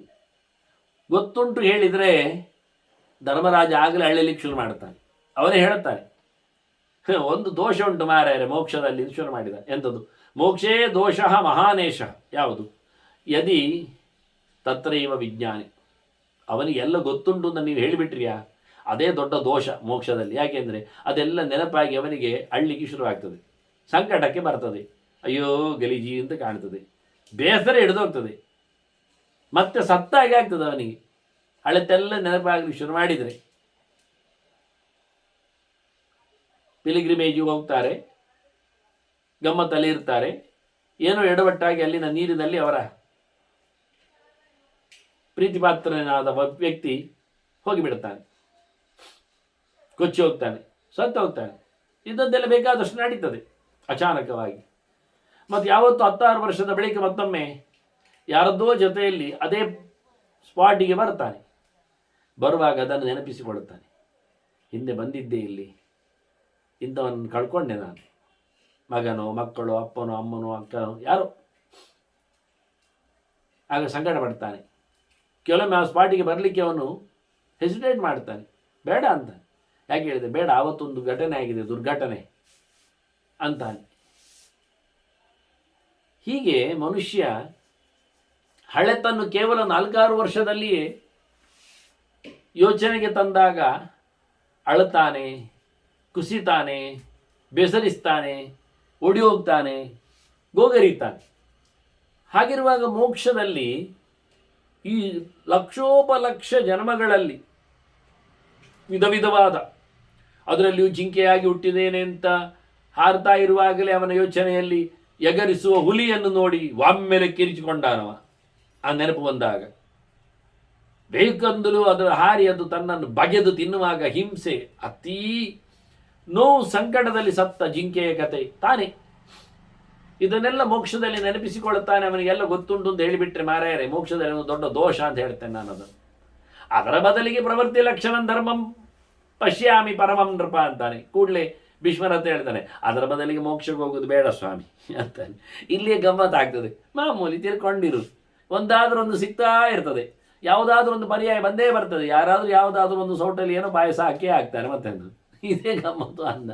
ಎಲ್ಲಿ ಆದರೂ ತಿರುಗುವುದೇ, ಇಲ್ಲಿ ಊಟ ಅಲ್ಲಾದ್ರೆ ಅಲ್ಲಿ. ನಾವಿವತ್ತು ನೋಡ್ತೇವೆ ಕೆಲವೊಮ್ಮೆ ಗಮ್ಮತ್ತಿರುತ್ತೆ. ಮೊದಲೇ ನೋಡಿರ್ತಾರೆ ಅವರು, ಎಲ್ಲಿ ಹೋಗುದು, ಏನು ಬರುವುದು, ಎಲ್ಲಿಂದ ಹೇಗೆ ಅಂತ. ಇದು ಎಂಥದ್ದು ಟ್ರಿಪ್ಪು ಅಂತ ಅವ್ರಿಗೆ ಯೋಚನೆ ಆಗ್ತದೆ. ಇವತ್ತು ಉಡುಪಿಯಲ್ಲಿ ಏಕಾದಶಿ ಅಂತೆ, ಹೌದಾ, ಊಟ ಇಲ್ಲ ಅಂತೆ, ಹೌದಾ, ಮತ್ತೆ ಮೊದಲೇ ಅವರು ಟ್ರೇಸ್ ಮಾಡ್ತಾರೆ. ಹಾಗಾದರೆ ಮೊದಲಿಗೆ ನಾವು ಉಡುಪಿ ಹೋಗಿ ಅಲ್ಲಿಂದ ಕೊಲ್ಲೂರಿಗೆ ಹೋಗುವ ಆಯ್ತಾ ಅಂತಾರೆ. ಅಲ್ಲಿ ಊಟ ಉಂಟಲ್ಲ ಅಂತ. ಊಟದ ಹೊತ್ತಿನಲ್ಲಿ ಎಲ್ಲಿ ಇರ್ತದೆ ಅಲ್ಲಿ ಹೋಗ್ಬೇಕು ಅವರಿಗೆ. ಕೊಲ್ಲೂರು ತಪ್ಪಿದರೆ ಅಲ್ಲಿ ಈಡಗುಂಜಿ ಹೋಗುವ, ಇಲ್ಲಿ ಇನ್ನೊಂದು ಇಲ್ಲಿ ಅದೊಂದು ಹೊರನಾಡಿ ಹೋಗುವ ಅಂತಾರೆ, ಅಲ್ಲಿ ಊಟ ಹಾಕ್ತಾರೆ. ಅದು ತಪ್ಪಿದೆ ಧರ್ಮಸ್ಥಳದಲ್ಲಿ ಊಟ ಉಂಟು ಅಂತಾರೆ, ಅದೆಲ್ಲ ಸುಬ್ರಹ್ಮಣ್ಯಕ್ಕೆ ನೋಡುವ ಅಂತಾರೆ. ನೋಡಿ ಗಮ್ಮತ್ತು ನೋಡಿ, ಊಟ ಬಿಡಲಿಕ್ಕೆ ತಯಾರಿಲ್ಲ ಅವರು. ಏಕಾದಶಿ ಮಾರಾಯರು ಒಳ್ಳೇದಾಯ್ತಲ್ಲ, ಒಳ್ಳೆ ಕ್ಷೇತ್ರದಲ್ಲಿ ಬಂದಾಗ ಉಪವಾಸ ಒಂದೊತ್ತು ಬಿಟ್ಟರೆ ಒಂದೊತ್ತು ಬಿಡುದೆ ಅಂತ ನೀವು 1 ಗಂಟೆ ಬಿಡುವುದಿಲ್ಲ ಅವರು ತಿನ್ನೋದ್ರಲ್ಲಿ. ಆದ್ದರಿಂದ ನಮಗೆ ಪ್ರವೃತ್ತಿ ಲಕ್ಷಣವೇ ಧರ್ಮ ಅಂದೈವ, ಪ್ರವೃತ್ತಿ ಧರ್ಮವೇ ಚಂದ ಅಂದೈವ. ಎಲ್ಲಿಯಾದ್ರೂ ಏನಾದರೂ ತಿಳಿತಾ ಇರಲಿಕ್ಕೆ ಬರ್ತದಲ್ಲ ಮಾರಾಯರು. ಮತ್ತೆ ಇಲ್ಲಿದ್ದಾಗ ಹಳೆ ನೆನಪಾದರೂ ಇರುವುದಿಲ್ಲ. ನೀವು ಮೋಕ್ಷಕ್ಕೆ ಹೋದ ನಂತರ ಎಲ್ಲ ಗೊತ್ತುಂಟು ಅಂತ ಹೇಳಿಬಿಟ್ಟು, ಯಾಕೆ ಮುಕ್ತ ಅಲ್ವವ, ಹಾಗಾಗಿ ಅವನು ಅಪರೋಕ್ಷ ಜ್ಞಾನಿಯವ, ಅವನಿಗೆ ಗೊತ್ತಿಲ್ಲದೆ ಇರುವ ಸಂಗತಿ ಇರುವುದಿಲ್ಲ. ಎಲ್ಲ ಅವನಿಗೆ ಸೈದಿ ಪಿತೃಲೋಕಗಾಮೋದಿ ಸಂಕಲ್ಪಾದೇವಾಸಿ ಪಿತರಸ್ತಮುತ್ತಿಷ್ಟ ಅಂತೆಲ್ಲ ಹೇಳಿಕೊಂಡ ಹಾಗೆ ಸಂಕಲ್ಪಾದೇವ ಹಿತಶ್ರುತೆ ಎಂದ ವ್ಯಾಸರ ಸೂತ್ರದಲ್ಲಿ ಹೇಳಿಬಿಟ್ಟಿದ್ದಾರೆ. ನೆನಪು ಮಾಡಿದ್ದೆಲ್ಲ ಅವನಿಗೆ ಕಾಣಿಸ್ಲಿಕ್ಕೆ ಬರ್ತದೆ ಅಂತ. ಹೀಗಿರುವಾಗ ಅದು ಗಮ್ಮತ್ತೊಂದು ಹೊರಟ್ರೆ ಅದರ ಬದಲಿದೆ ಅಲ್ಲಿ ಇದೆಲ್ಲ ನೆನಪಾಗದೆ ಎಂತ ಎಷ್ಟು ಗಟ್ಟಿ ನೆನಪು ಮಾಡಿಕೊಂಡ್ರು ನೆನಪೇ ಆಗೋದಿಲ್ಲ ಕೆಲವೊಮ್ಮೆ ಅಲ್ಲ. ಆವತ್ತು ಅದು ಯಾವನು ಬೈದ್ನಲ್ಲ ನಿಮಗೆ ಭಯಂಕರ, ನೀವು ಗಂಟೆಗಟ್ಟಲೆ 10 ಕೊನೆಗೆ ರಾತ್ರಿ ಮರುದಿನ ಎಲ್ಲ ಊಟ ಮಾಡದೆ ಬೆವತ್ತು ಹೋದದ್ದೆಲ್ಲ ಕತೆ. ಎಂದ ನೆನಪೇ ಇಲ್ಲ ಮಾರಿ, ಎಂಥದ್ದು ಬೈದವ ಇಲ್ಲಿ ಅಂತ ನೋಡಿ. ಅದು ಪ್ರವೃತ್ತಿ ಲಕ್ಷಣ ಲಾಯ್ಕೆ ಇರ್ತದೆ ಧರ್ಮ ಮಾರ್ಯರು. ಇಲ್ಲಿದ್ದಾಗ ಎಂಥದ್ದು ಆಗುವುದಿಲ್ಲ. ಆ ಟೈಮಲ್ಲಿ ಕಾಮ ಕೋಪ ಎಲ್ಲ ಬರ್ತದೆ ಮತ್ತೆ ಹೋಗ್ತದೆ. ಅದನ್ನು ಧರ್ಮರಾಜ ಹೇಳಿದ, ನನಗಲ್ಲಿ ನೆನಪುಂಟು ಅಂತ ನೀವು ಹೇಳ್ತೀರಾ, ನಾನು ಅಲ್ಲಿಗೆ ಬರುವುದಿಲ್ಲ. ಸರಿ, ನೆನಪಿಲ್ಲ ಅಂತ ಹೇಳಿಬಿಡ್ತೇನೆ. ಹಾಗಾದರೆ ಇನ್ನೊಂದು ಬರುವುದು ಬಂದು ಬಿಡು ಮಾರೆ, ಮೋಕ್ಷದಲ್ಲಿ ಒಂದು ದೋಷ ಇಲ್ಲ, ಎಂಥದ್ದು ಎಚ್ಚರ ಇಲ್ಲ, ಅಲ್ಲಿ ಕಳತದ್ದೆಲ್ಲ ಕಡತ ಅದು ಕಳೆದು ಹೋಗ್ತದೆ ಎಂದು ಮಾಡುವ. ಇವು ಹೇಳಿದ್ರೆ ಮಗ್ನಸಿ ಬರೇ ಜ್ಞಾನಕ್ಕಿನ್ನ ದುಃಖದ ರಭವೇ. ಅಲ್ಲ ಮಾರೆ, ಇಷ್ಟೆಲ್ಲ ಸಾಧನೆ ಮಾಡಿ ಸವಲತ್ತು ಪಡೆದಿ ಎಲ್ಲ ಕಷ್ಟಪಟ್ಟು ಸಂಪಾದನೆ ಮಾಡಿ ತಿಳ್ಕೊಂಡದ್ದನ್ನೆಲ್ಲ ಅಲ್ಲಿ ಕಳೆದು ಹೋಗ್ತದೆ ನೀವು ಹೇಳಿಬಿಟ್ರಿ. ಇಲ್ಲ, ಏನು ನೆನಪಿಲ್ಲ, ಖಾಲಿ ಮೂಟೆ. ಅವನು ಮಾತ್ರ ಕೂತಿರುವುದು ಒಂದು ಗೋಳ ಎಂಥದ್ದು ಒಂದು ಗೊಮ್ಮಟ್ರ ಎಲ್ಲ ಹೇಳಬಾರ್ದಲ್ಲ, ಒಂದು ಗುಂಡು ಕಲ್ಲಿನ ಹಾಗೆ, ಎಂಥದ್ದು ಇಲ್ಲ ಅಲ್ಲಿ. ತಾನು ಮಾತ್ರ ಅವನ ಅರಿವಿಗೆ ಬರುವಂಥದ್ದು, ಉಳಿದವರು ಗೊತ್ತಿಲ್ಲ. ಉಳಿದವರು ಅವರ ಪಾಡಿಗೆ ಅವರು ಇದ್ದಾರೆ, ಅವರವರು ಮಾತ್ರ ಗೊತ್ತು. ಇನ್ನೆಂಥದ್ದು ಇಲ್ಲ, ಯಾರ ಹಂಗು ಇಲ್ಲ, ಯಾರ ದರ್ಶನ ಇಲ್ಲ, ಏನಿಲ್ಲ, ಖಾಲಿ ಒಂದು ಕಲ್ಲು ಗುಂಡಿನಾಗಿ. ಇವು ಹೇಳ್ತಾನೆ, ಇದು ಮೋಕ್ಷವ ಮಾರೇ, ಇಂಥದ್ದಾದರೆ ಮೋಕ್ಷ ಅದು ಬೇಡ ಅಂದ. ಅದಕ್ಕಿಂತ ಇಲ್ಲೇ ವಾಸಿ, ಎಲ್ಲರೂ ಸಿಗ್ತಾರೆ, ಬೇಕಾದರೆ ಬೇಕಾದವರನ್ನು ಬಿಡ್ಬೋದು, ಬೇಡ ಆದರೆ ಬೇಡ ಅಂತ ಹೇಳಬಹುದು. ಅಲ್ಲಿಂದ ಒಂದು ನಾವು ಜಾರಬಹುದು, ಇಲ್ಲ ಅವರಲ್ಲಿಂದ ಜಾರಿಸ್ಬೋದು. ಎಲ್ಲ ಕಳೆದು ಹೋಗುವುದಾದ್ರೆ ನೆನಪೇ ಇಲ್ಲ ಅಂತ ಅದರದೊಂದು ಮೋಕ್ಷ ಆಗ್ತದ? ಇವನಿಗೆ ಎರಡು ರೀತಿಯಲ್ಲಿಯೂ ಸಂಕಟ. ಈಗ ಗೊತ್ತುಂಟು ಹೇಳಿದರೆ ಸಿಕ್ಕಿ ಬೀಳುತ್ತೇವೆ, ಗೊತ್ತಿಲ್ಲ ಹೇಳಿದರೆ ಅದು ಬೇಡ ಆಗ್ತದೆ. ಆದ್ದರಿಂದ ಹೋಗದಿರುವುದು ಚಂದವೋ ಅಂತ ಹೇಳಿ ಗೊತ್ತುಂಟ ಇಲ್ವೋ ಸರಿ ಹೇಳಬೇಕು ಅಂತ ಪ್ರಶ್ನೆ ಆಗಿಬಿಟ್ಟ ಧರ್ಮರಾಜ. ಇದು ಸಿದ್ಧಾಂತ ವಿಷಯದಲ್ಲಿ ದೊಡ್ಡ ಪ್ರಶ್ನೆ, ತಿಳ್ಕೊಳ್ಳಿ. ಮಗ್ನಸೈ ಬರೇ ಜ್ಞಾನೇ ಖಿನ್ನ ದುಃಖತರಂ ಭವೇತ್ ಎನ್ನುವ ಧರ್ಮರಾಜನ ಆಕ್ಷೇಪ, ಸಂಪೂರ್ಣವಾದ ಎಚ್ಚರವನ್ನೇ ಕಳ್ಕೊಳ್ತಾನೆ ಎನ್ನುವುದು ಮೋಕ್ಷ ಅಂತಾಗಿದ್ದರೆ ಅದು ಯಾರಿಗೆ ಬೇಕು ಅಂತ ಕೇಳುತ್ತಾನೆ. ಇದರಷ್ಟು ದೊಡ್ಡ ಸಂಕಟ ಇನ್ಯಾವುದೂ ಇಲ್ಲ ಅಂದವ. ಭೀಷ್ಮರು ಏನು ಹೇಳಿದ್ರು ಗೊತ್ತ ಉತ್ತರ? ಹೌದು ಮಹಾರಾಯ ಅಂದು. ಇದು ಪ್ರಶ್ನೆ ಭಾರಿ ಜೋರುಂಟು ಅಂದು. ಬುಧಾನಾಮಪಿ ಸಮೋಹ ಪ್ರಶ್ನೆಸ್ಮಿನ್ ಭರತರ್ಷಭ. ತಿಳಿದವರಿಗೂ ಇದು ಕಾಡ್ತದೆ ಪ್ರಶ್ನೆ ಅಂತ ಹೇಳ್ತಾರೆ. ಭಾರಿ ತಬ್ಬಿಬು ಮಾಡ್ತದೆ ಈ ಕ್ವಶನ್. ಹೌದಲ್ಲ ಹೇಳಿಕೊಂಡು ಅಲ್ಲಿ ಎಚ್ಚರ ಉಂಟು ಮಾರಾಯ ಎನ್ನುವುದು ಸಿದ್ಧಾಂತ. ಅದು ಕೊನೆಗೆ ಈಗ ನಾವು ನಮ್ಮ ಐಡೆಂಟಿಫಿಕೇಶನ್ ಅನ್ನೇ ಕಳ್ಕೊಳ್ತೇವೆ ಮೋಕ್ಷ ಅಂತ ಹೇಳತಕ್ಕಂಥ ಸಿದ್ಧಾಂತಿಗಳಿದ್ದಾರಲ್ಲ, ಅವರಿಲ್ಲಿ ಸೋತರು ಈ ಪ್ರಶ್ನೆಯಲ್ಲಿ. ಮಹಾಭಾರತ ಅವರಿಗೆ ಹೊಡೆದಿದೆ. ಧರ್ಮರಾಜನ ಈ ಪ್ರಶ್ನೆ ಅವರನ್ನು ಚೆನ್ನಾಗಿ ಕಾಡುತ್ತದೆ. ಯಾರೇ ಯಾರೇ ಯಾರೇ ಆಗಲಿ ಅವರ ಮೋಕ್ಷದ ಬಗ್ಗೆ ಮಾತಾಡ್ತಾರೆ ಹೇಳಿದರೆ ಸಿಕ್ಕಿಬೀಳ್ತಾರವರು. ನೀವು ಯಾರನ್ನು ಕರ್ಕೊಂಬನ್ನಿ, ಯಾವ ಮತಾನುಯಾಯಿಗಳನ್ನು ಚಿಂತನೆಯಲ್ಲಿ ಎಳೆತನ್ನಿ, ಅವರ ಪ್ರಕಾರದಲ್ಲಿ ಸರ್ವೇಶನ್ ಮೋಕ್ಷ ಏನು ಅಂತ ಕೇಳಿ ಹೇಳ್ತಾರವ್ರು. ಹೇಗೆ? ಸಮುದ್ರದಲ್ಲಿ ನದಿ ಒಳಗೆ ಹೋಗಿ ಸೇರಿದ ಹಾಗೆ ಅಂತ ಹೇಳಿಬಿಡ್ತಾರೆ. ಈಗ ನದಿಗೆ ತಾನು ತನ ಉಂಟ ಇಲ್ಲವೋ? ನದಿಯಲ್ಲಿ ಅಸ್ತಿತ್ವದಲ್ಲಿ ಇರ್ತದೆ ಮಾರಾಯರೆ. ಯಾಕೆ? ನದಿ ಸಿಹಿನಾಗಿ ನೀರನ್ನು ತೋರ್ತಿತ್ತು, ತಣ್ಣಗೆ ಬೆಚ್ಚನೆ ಚೆನ್ನಾಗಿತ್ತು. ಈಗ ಸಮುದ್ರ ನೀರು ಉಪ್ಪಾಗಿದೆ, ಎಲ್ಲಿಂಡು ನದಿ ಅರ್ಚಿ ಆಗಿದೆ. ಹಾಗ ನದಿಯೇ ಇಲ್ಲ ಅಸ್ತಿತ್ವವನ್ನು ಕಳ್ಕೊಂಡಿದೆ ಅಲ್ಲವಾ? ಹಾಗಾದರೆ ಬೇಕಾ ನಮಗೆ ಅಂತ ನದಿ ಬೇಕಾ? ಆಗ ನದಿ ಹೇಳ್ತದೆ, ದಮ್ಮಯ್ಯ ಮಾರ್ಯಾರ ನನ್ನನ್ನು ಕಳಿಸ್ಬಿಡಿ, ಎಲ್ಲಿ ಆದರೂ ಅಣೆ ಕಟ್ಟಾಗಿ ಈಚೆ ಕಡೆ ತಿರುಗಿಸಿಬಿಡಿ ಅಂತದೆ. ಹೇಗೆ? ನಾನೇ ಸತ್ತು ಹೋಗ್ತೇನೆ, ಇಲ್ಲ ಆಗ್ತೇನೆ. ನಾನೇ ಇಲ್ಲದಾಗುವುದಿದ್ರೆ, ನನ್ನ ಅಸ್ತಿತ್ವವೇ ಉಳಿಯುವುದಿಲ್ಲ ಆದರೆ ನಾನು ಬೇರೆ ಆಗುವುದು. ಮತ್ತೇನಾಯ್ತು ಕೇಳಿದರೆ ಅದು ಸಮುದ್ರವಾಯಿತು ಅಂತಾರೆ. ಹಾಗಾದರೆ ಕತೆ ಎಂಥದ್ದು ಮಾರ್ಯಾರೆ? ಈಗ ನಾನು ಏನಾಗಬೇಕಂತ ಹೋಗುದು? ನಾವೇನಾಗಲಿಕ್ಕೆ ಅಂತ ಹೋಗುದು? ಉಪ್ಪು ನೀರಿನ ಕಡಲಾಗಲಿಕ್ಕ? ಬೇಡವಾದ ವಸ್ತು ಆಗಲಿಕ್ಕ? ಅದಕ್ಕೂ ಕಡೆ ಇಲ್ಲ. ಮತ್ತೆ ಒಂದಿನಾದರೂ ಉಪ್ಪು ನೀರಿನ ಕಡಲಾದರೂ ಬತ್ತಿ ಹೋಗ್ತದ? ಇಲ್ಲ ಆಗ್ತದ? ಅದಾಗುವುದಿಲ್ಲ. ಇದೆಂತ ಕತೆ? ಪ್ರಯೋಜನ ಆಗಲಿ. ಅಲ್ಲ, ಕಡಲಿಗಾದರೂ ಲೆಕ್ಕ ಬರ್ತದ? ಯಾವ ನದಿಗಳೆಲ್ಲ ಬಂದು ಸೇರಿದಾವೆ, ಎಷ್ಟು ನದಿಗಳಾಗಿದ್ದವು, ಎಷ್ಟು ಸಮಯದಲ್ಲಿ, ಅದಕ್ಕೂ ಗೊತ್ತಿಲ್ಲ ಅಂತೆ. ಅದು ಲೆಕ್ಕ ಇಟ್ಕೊಳ್ಳೋದಿಲ್ಲ. ಹಾಗಾದರೆ ಅದರ ಲೆಕ್ಕಾಚಾರದಲ್ಲಿಯೂ ನದಿ ಬಂದದ್ದು ಗೊತ್ತಿಲ್ಲ, ನದಿಗೆ ಮತ್ತೆ ಉಳಿವಿಲ್ಲ, ಪ್ರಯೋಜನ ಏನೂ ಆಗಲಿಲ್ಲ. ನದಿಗೇನು ಪ್ರಯೋಜನ ಆಗಲಿಲ್ಲ. ತನ್ನತನವನ್ನು ಕಳ್ಕೊಳ್ಳುವ ಬಗೆಯಲ್ಲಿ ಯಾರೂ ಲೀನ ಆಗಲಿಕ್ಕೆ ಕೇಳುವುದಿಲ್ಲ. ಇನ್ನೆಂತ ಮಾಡುವ? ಅಲ್ಲದು ಬೆಂಕಿಯ ಕಿಡಿಯಂತೆ ರಟ್ಟಿ ಬಂದದ್ದು ನಾವೆಲ್ಲ ಆಯಿತು. ಮತ್ತೆ ಆ ರಟ್ಟಿ ಬಂದ ಕಿಡಿಗಳೆಲ್ಲ ಮತ್ತೆ ಬೆಂಕಿಯ ಒಟ್ಟಾಗ್ತದ? ಅದಿಲ್ಲ. ರಟ್ಟಿದು ರಟ್ಟಿ ಆಯ್ತೆ ಕಿಡಿಗಳು, ಮತ್ತೆ ಕಿಡಿಗಳು ಅಲ್ಲೇ ಸತ್ತವು. ಕಿಡಿ ಮತ್ತೆ ಬೆಂಕಿಯಲ್ಲಿ ಸೇರುವುದಿಲ್ಲ. ಹೊರಗೆ ಹಾರಿದ ಕಿಡಿಗಳು ನೀವು ಬೆಂಕಿ ಕಿಡಿಗಳು ಅಂತ ಹೇಳಿದ್ರು, ಕಿಡಿಗಳು ಕೆಟ್ಟವು ಆಗಲಿ. ಯಾವ ರೀತಿಯಿಂದ ಮೋಕ್ಷವನ್ನು ಹೇಳ್ತಾರೆ ಎಲ್ಲ ಹೋಗ್ತಾ ಇರೋದು ಮೇಲೆ. ಅದೊಂದು ಕೆಲವರು ಹೇಳಿಬಿಟ್ರು, ಎಲ್ಲಿಗೆ ಹೋಗುದು ಮಾರಾಯ, ಅದೊಂದು ಎಂಡಿಲ್ವ? ಮತ್ತೆ ಹೋಗ್ತಾ ಇರುವುದು ಒಂದು ಅವನಿಗೆ ಅಪಶಕುನವೇ ಎಂತ ಅಂತ ಹೋಗುದು, ಎಲ್ಲಿಂದ ಹೋಗುದು? ಪ್ರಯೋಜನ ಇಲ್ಲ. ನರಕದಲ್ಲಿ ಯಾರಿಗೆ ಯಾರು ಕಾಣುವುದಿಲ್ಲ, ಅದೊಂದು ಗಮ್ಮತ್ತು. ಆದರೆ ಇನ್ನೊಬ್ಬರನ್ನು ನೋಡಿ ಅಯ್ಯೋ ಮರ್ಯಾದೆ ಹೋಯ್ತೆಲ್ಲ ಹೇಳಲಿಕ್ಕಿಲ್ಲ. ಯಾಕೆಂದ್ರೆ ಇವನ ಮರ್ಯಾದೆ ಇವನಿಗೆ ಹೋಗುದು ಗೊತ್ತಾಗ್ತದೆ. ಮತ್ತೆಂತ ಕರ್ಮ, ಭಯಂಕರ ಸಂಕಟ ಒಬ್ಬನಿಗೆ, ಅದು ದೊಡ್ಡ ದುಃಖ, ದುರಂತ.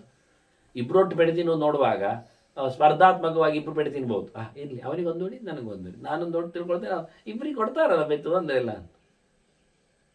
ಕೆಲವೊಮ್ಮೆ ಸುಮ್ಮನೆ ಆಚೆ ಕೋಣೆಯಲ್ಲಿ ಗೋಡೆಗೆ ಹೊಡೆದ್ರು ಅವನು ತಿಳ್ಕೊಳ್ತಾನೆ ಅದು ಅವನಿಗೆ ಹೊಡೆದಿರ್ಬೇಕು, ಅಲ್ಲಿ ಆಗ ಒಬ್ಬರನ್ನು ಎಳ್ಕೊಂಡು ಹೋಗಿದ್ದಾರೆ. ಹೇಳ್ಕೊಂಡು ಇವ ಬೇಗನೆ ಬಾಯಿ ಬಿಡ್ತಾನೆ, ಇಲ್ಲ ಮಾರ್ಯಾರ ನಾನು ಇಷ್ಟೇ ಕದ್ದದ್ದು ಜಾಸ್ತಿ ಎಲ್ಲ ಹೇಳಿ ಕೂಡಲೇ ಹೇಳ್ತಾನೆ. ನಿಜವಾಗಿ ಹೊಡೆದದ್ದು ಗೋಡೆಗೆ, ಅವನಿಗಲ್ಲ. ಹಾಗೆ ನರಕದಲ್ಲಿ ಎಂಥದ್ದು ಕಾಣುವುದಿಲ್ಲ. ಹಾಗೆ ಮೋಕ್ಷದಲ್ಲಿ ಏನು ಕಾಣುವುದಿಲ್ಲ ಅಂತ ಆದರೆ ಕೊನೆಗೆ ಅವನು ಕಾಣುವುದಿಲ್ಲ, ಅದರ ಪ್ರಯೋಜನ ಏನು?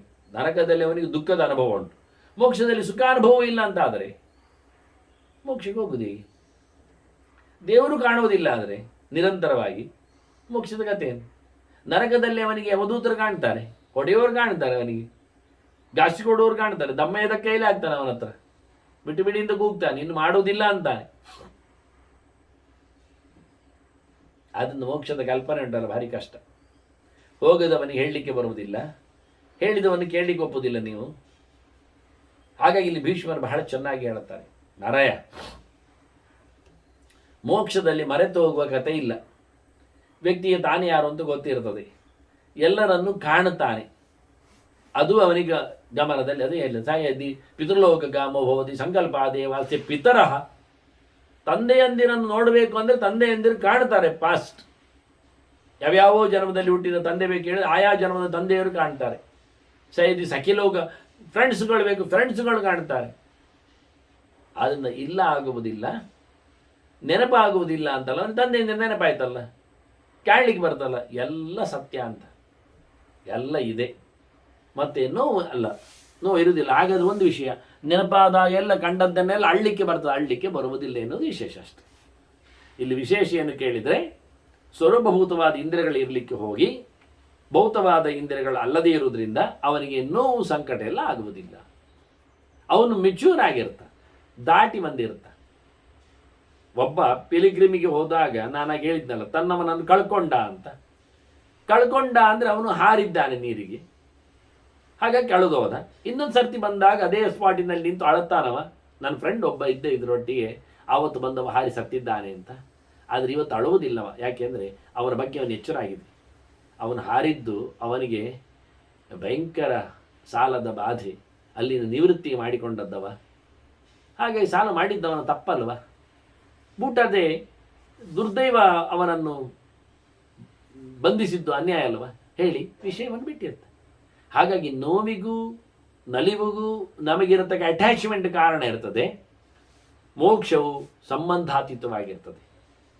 ಈ ಹೊರಗಿನ ಅಟ್ಯಾಚ್ಮೆಂಟನ್ನೆಲ್ಲ ಕಳೆದಿರ್ತದೆ. ಆಗ ಅವನು ಎಲ್ಲವೂ ಸಸೂತ್ರವಾಗಿ ಕಂಡಿರ್ತದೆ. ಎ ಟು ಝಡ್ ಅವನು ಅನುಭವದಲ್ಲಿ ಬರ್ತಾನಾದ್ರಿಂದ ಯಾವುದನ್ನು ಅತಿರೇಕವಾಗಿ ಹಚ್ಚಿಕೊಂಡು ಅಳುವುದೂ ಇಲ್ಲ, ಬಿಚ್ಚಿಕೊಂಡು ಬೀಳುವುದೂ ಇಲ್ಲ. ಆದ್ದರಿಂದ ನೆನಪಾಗ್ತದೆ ಎನ್ನುವುದು ಸತ್ಯ. ಆದರೆ ನೆನಪಿನಲ್ಲಿ ತಾನು ಮಾಡಿಕೊಂಡ ಸಾಧನೆಯಿಂದ ತಾನು ಪಡೆದ ಸಂಪತ್ತು ಏನು ಎನ್ನುವುದು ನೋಡಿಕೊಂಡಾಗ ಯಾವುದೇ ರೀತಿಯಾದ ಗೋಳವನನ್ನು ಹತ್ತಿಸುವುದಿಲ್ಲ. ಇಷ್ಟು ಅರ್ಥದಲ್ಲಿ ವಿಷಯಗಳು ಬರಬೇಕೀಗ. ನಾನು ಹೇಳಿಕೊಂಡು ಮೊದಲು ಭೀಷ್ಮ ಮಾಡಿದ ಉತ್ತರ ಮೊದಲು ಹೇಳಿಬಿಟ್ಟೆ ಅಷ್ಟೇ. ಪ್ರಶ್ನೆ ಜಟಿಲವಾಗಿದೆ ಅಂದದ್ದು ಸತ್ಯ, ನೆನಪಿದೆ ಎನ್ನುವುದು ಸತ್ಯ, ನೆನಪಿನಲ್ಲಿ ನೋವು ಬರುವುದಿಲ್ಲ ಎನ್ನುವುದು ಸತ್ಯ. 3 ಅಂಶಗಳ ಮಾತನ್ನು ಹೇಳಲಿಕ್ಕೆ ಬಾಹ್ಯವಾದ ಇಂದ್ರಿಯಗಳು ಇಲ್ಲ, ಭೌತವಾದ ಇಂದ್ರಿಯಗಳ ಅನುಭವ ಅಲ್ಲ, ಸ್ವರೂಪಭೂತವಾದ ಇಂದ್ರಿಯಗಳ ಜೊತೆಯಲ್ಲಿ ಅವನ ಇರುವಿಕೆ, ಬಾಹ್ಯ ಪದಾರ್ಥಗಳಿಂದಾಗಿ ಅವನ ಬದುಕು ಅಲ್ಲ, ಸ್ವಯಂ ಅನುಭವವನ್ನು ಪಡೆಯತಕ್ಕ ಆನಂದವನ್ನು ಅನುಭವಿಸತಕ್ಕ ಬಗೆ ಅದು ಪರಮಾತ್ಮ ದತ್ತವಾದದ್ದು ಎನ್ನುವುದೊಂದು ಔಚಿತ್ಯ.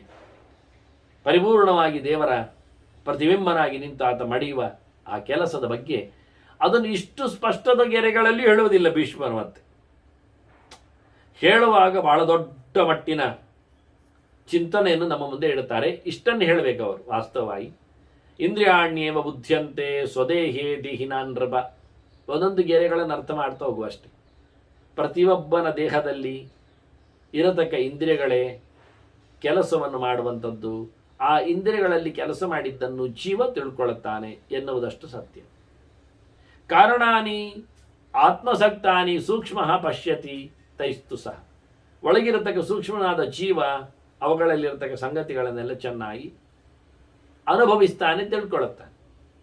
ಆತ್ಮನ ವಿಪ್ರಹೀಣಾನಿ ಕಾಷ್ಟಗುಡ್ಯ ಸಮಾನಿತ್ತು. ಒಂದೊಮ್ಮೆ ಜೀವ ಅಲ್ಲಿ ಇಲ್ಲ ಅಂತಾದರೆ ಕಣ್ಣು ಕಿವಿ ಯಾವುದು ಸಹ ಏನೂ ಅಲ್ಲ, ಒಂದು ಮರದ ತುಂಡಿ ಇದ್ದಾಗಿ, ಮಣ್ಣಿನ ಹೆಂಟೆಯಾಗಿ. ವಿನಶ್ಯತಿನ ಸಂದೇಹ ತೇನಾಯುವ ಮಹಾರಣವೇ. ಖಂಡಿತವಾಗಿಯೂ ಸಮುದ್ರದಲ್ಲಿ ಎದ್ದ ಬೂರ್ಗದಂತೆ, ನೊರೆಯಂತೆ ಅದು ಹಾಳಾಗಿ ಹೋಗ್ತದೆ, ವೇಸ್ಟ್ ಆಗಿ ಇರ್ತದೆ. ಇಂದ್ರಿಯೈ ಸಹ ಸಂದೇಹ ವಾಸ್ತವವಾಗಿ ಇಂದ್ರಿಯಗಳಲ್ಲಿ ಸೇರಿಕೊಂಡಾಗ, ಇಂದ್ರಿಯೈ ಸಹ ಸುಪ್ತಸ್ಯ ದೇಹಿನಃ ಶತ್ರುತಾಪನ ಸೂಕ್ಷ್ಮ ಚರತಿ ಸರ್ವತ್ರ ನಭಸೀವ ಸಮೀರಣ. ಎಲ್ಲ ಇಂದ್ರಿಯಗಳು ಮಲಗಿದ್ದಾಗ ಗಾಳಿಯ ಜೊತೆಯಲ್ಲಿ ಜೀವ ಓಡಾಡ್ತಾನೆ ಎಲ್ಲ ಕಡೆ. ಸಪಶ್ಯತಿ ಯಥಾತ್ಮ ಸಪಶ್ಯತಿ ಯಥಾ ನ್ಯಾಯಂ. ವಾಸ್ತವವಾಗಿ ಸ್ಪರ್ಶಾನ್ ಸ್ಪೃಶತಿ ವಾ ವಿಭೋ, ಎಲ್ಲ ಅನುಭವಗಳನ್ನು ಪಡಿತಾನೆ, ಹೋಗ್ತಾ ಇರ್ತಾನೆ. ಬುದ್ಧಿಮಾನೋ ಯಥಾಪೂರ್ವಂ ಅಖಿಲೇ ನೇಹ ಭಾರತ. ಹಿಂದಿನ ಹಾಗೆ ಎಲ್ಲವನ್ನು ತಿಳ್ಕೊಳ್ಳುತ್ತಾನೆ. ಇಂದ್ರಿಯಗಳೇನು ಮಾಡಿರ್ತಾವೆ ಹೊತ್ತಿನಲ್ಲಿಂದರೆ ಎಲ್ಲ ಮಲಗಿರ್ತಾವೆ. ಹೇಗೆ ಹೇಳಿದರೆ ಹಲ್ಲು ತೆಗೆದ ಹಾವಿನಂತೆ ಇವೆ, ಎಂಥದಿಲ್ಲ, ಯೂಸೇಜ್ ಇಲ್ಲ. ಇಂದ್ರಿಯಾಣಿಯವ ಸರ್ವಾಣಿ ಸ್ವೇ ಸ್ವೇ ಸ್ಥಾನೇ ಯಥಾವಿಧಿ ಅನಿಶತ್ವಾತ್ ಪ್ರಲೀಯಂತೆ ಸರ್ಪ ಹತವಿಷ ಇವ. ಅದೇ ಒಂದೊಮ್ಮೆ ಆತ್ಮ ಪ್ರವೇಶ ಮಾಡಿದಾಗ, ಸಂಚಾರ ಮಾಡಿದಾಗ ಯಥಾ ಪ್ರಕಾರ ಮತ್ತೆ ಇಂದ್ರಿಯಗಳು ಕೆಲಸ ಮಾಡ್ತವೆ. ಇಂದ್ರಿಯಾಣಂತು ಸರ್ವೇಶಾಂ ಸ್ವಸ್ಥಾನೇಶ್ವೇವ ಸರ್ವಶಃ. ಅವು ಅಲ್ಲೇ ಇದೆ. ಇಂದ್ರಿಯಗಳು ಎಲ್ಲಿ ಓಡೋದಿಲ್ಲ, ಇಂದ್ರಿಯಗಳು ಇದ್ದಲ್ಲೇ ಇವೆ. ಆತ್ಮ ಓಡ್ತಾನಲ್ಲಿಗೆ, ಸಂಚಾರ ಮಾಡ್ತಾನೆ. ಕಣ್ಣು ಗುಡ್ಡೆ ಅಲ್ಲೇ ಉಂಟು, ಕಣ್ಣಿನ ಅಭಿಮಾನಿ ಅಲ್ಲೇ ಇದ್ದಾನೆ.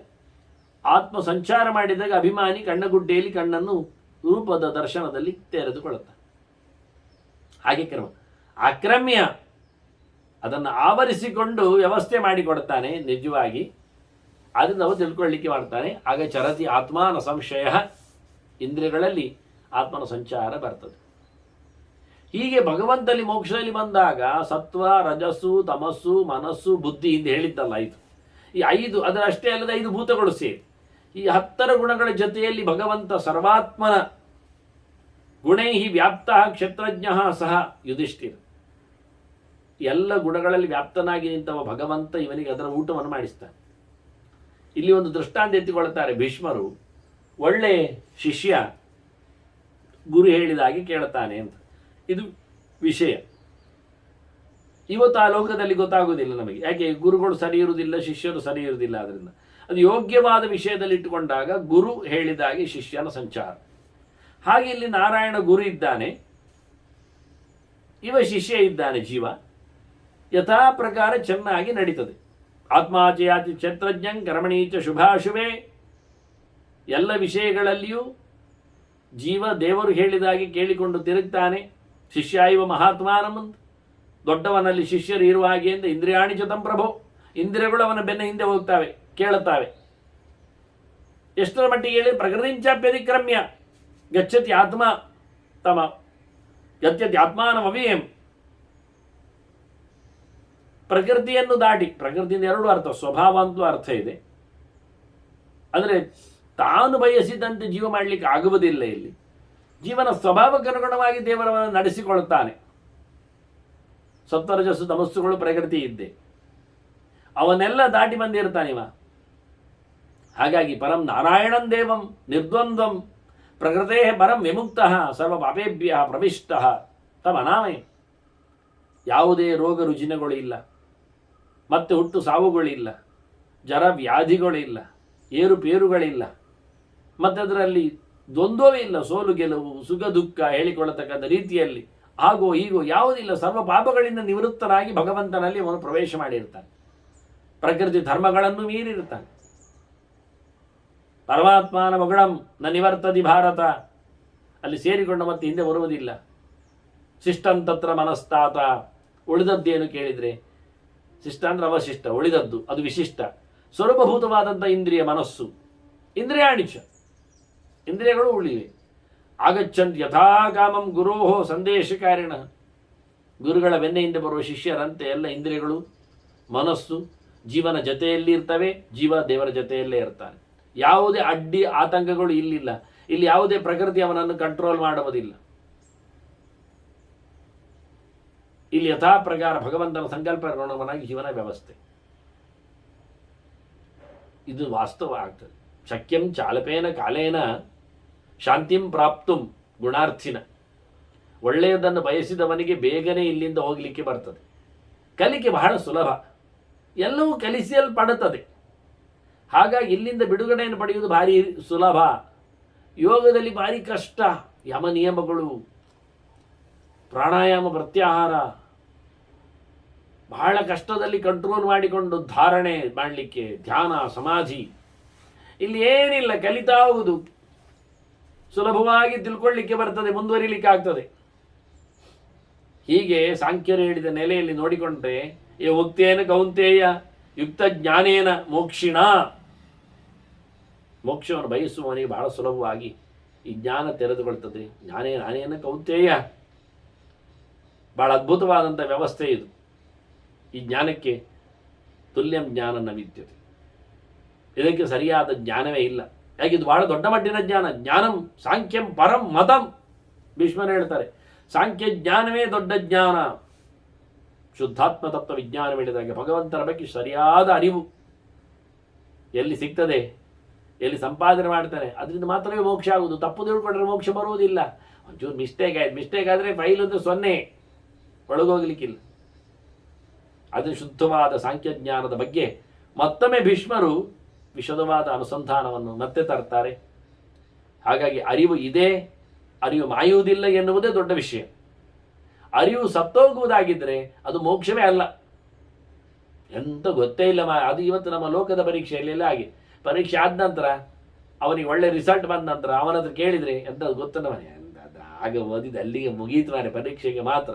ಮತ್ತೆ ನಿನಗೆ 100ಕ್ಕೆ 100 ಮಾರ್ಕ್ ಬಂದಿದೆ, ಎಲ್ಲ ಸತ್ಯ, ಹೌದು, ಎಲ್ಲ ಮರೆತಿದ್ದೇನೆ ಅಂತ. ಇದು ಹಾಗಲ್ಲ, ಇದು ಅಂಥದ್ದಲ್ಲ. ಅದು ನಿತ್ಯ ನಿರಂತರವಾದ ಆನಂದ ರೂಪವಾಗಿರತಕ್ಕಂಥ ಜ್ಞಾನ ಭಕ್ತಿಗಳಾದ್ದರಿಂದ, ಜ್ಞಾನ ಭಕ್ತಿಗಳು ಆನಂದ ರೂಪವಾಗಿ ಇರುವುದರಿಂದ ಅಲ್ಲಿಯೂ ಸಾಧನೆಗಳು ಇದೆ. ಮತ್ತೆ ಆನಂದಾತ್ಮಕವಾಗಿ ಏನು ಪಡಿಲಿಕ್ಕಲ್ಲ, ಸಹಜವಾಗಿ ಅಭ್ಯಾಸದಲ್ಲಿ. ಋಚಾಂತ್ವಪೋಷಮಾಸ್ತೆ ಪುಷ್ವಾನ್ ಹೇಳಿದಾಗೆ ಗಾಯತ್ರಂತೋ ವದತಿ ಬ್ರಹ್ಮ ಅಥೋ ಜಾತ ವಿದ್ಯಾವಂತ.